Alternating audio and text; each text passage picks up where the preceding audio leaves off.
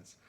I want to talk with you in this week's midweek video about something I mentioned briefly last week in the midweek video, and that is how some of Mark's material shows up in Matthew and Luke, and how biblical scholars think that came to be.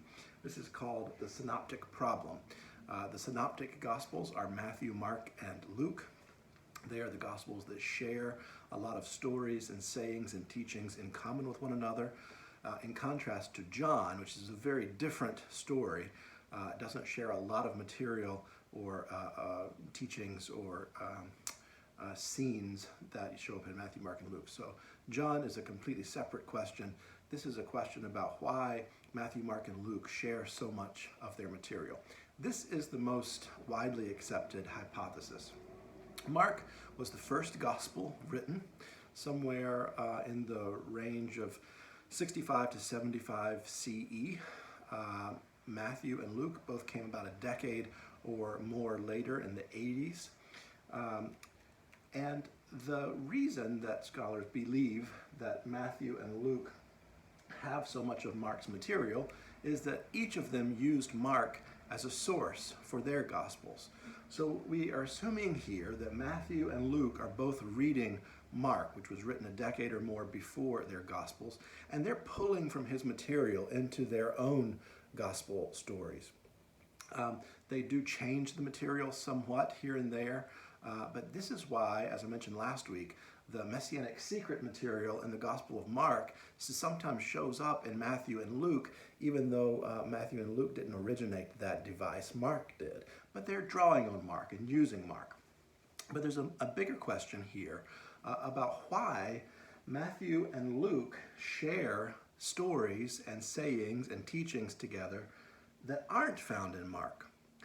So this is where a really interesting hypothesis comes in, that there was another source that scholars simply call Q, which is an abbreviation for the German word for source. And Q is an hypothesized gospel source, possibly an oral Christian source in the early church of sayings and narratives about the life of Jesus that presumably Matthew and Luke knew. And Matthew and Luke are drawing from this Q source to inform their gospel narratives, which is why Matthew and Luke have some material in common that isn't found in Mark. So Matthew, Luke, drawing both from the Gospel of Mark and this Q gospel, which is why in Matthew and Luke there are so many similarities in how they narrate the life and ministry of Jesus.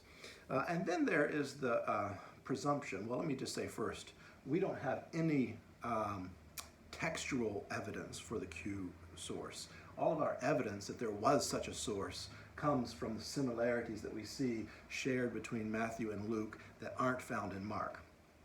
And there is the presumption, too, that Matthew was drawing on his own source material that wasn't known to any of these gospel writers, and that Luke was also drawing on his own source material that weren't known to Matthew, Mark, or Q, which is why there are some things in Matthew and Luke that only show up in Matthew and Luke.